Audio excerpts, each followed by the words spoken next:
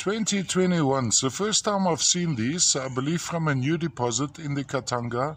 I'm not quite sure on the mine. I think it's the Kolwezi mine, if I'm not mistaken. But what's very interesting here, we have a solid Chatukat, a solid matrix of Crassicola. Now this matrix, this Crassicola is stable, so it isn't interlaced with chalcanthite as you'd find from, I think it was the Lubumbashi region, where you had chalcanthite and heterogenite associated.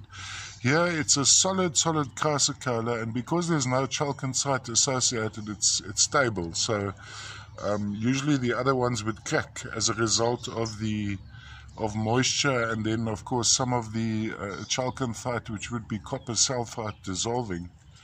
That's why you'd have some cracks in your Crassicolas typically. Now what's forming on top of these, also very interesting. There are almost two shades, at least two shades of blue here, a little bit of white as well. Patterning to the Crassicola definitely, and then the crystallization happening on here, that seems to be a malachite crystal.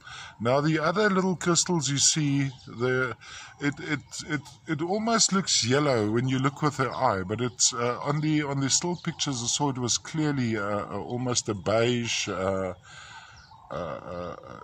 color. Would be, I think, I haven't looked under magnification yet, but I suspect we're looking at tiny clusters of barite crystals sitting on this matrix too. Now I just want to give you another good indication of cross section where you can see patterning of the Crassicola. When you look inside there, you'll see the botryoidal stalagmitic stalactitic formation, and then sitting on top of that, of course, would be a little dusting of what I suspect to be barite and some malachite too. All the way from the Katanga in the Congo. Good size specimen. Color wise, let's have a look. It's a little bit brighter there. That's pretty accurate from a color point of view. Very mild colors, but plenty colors.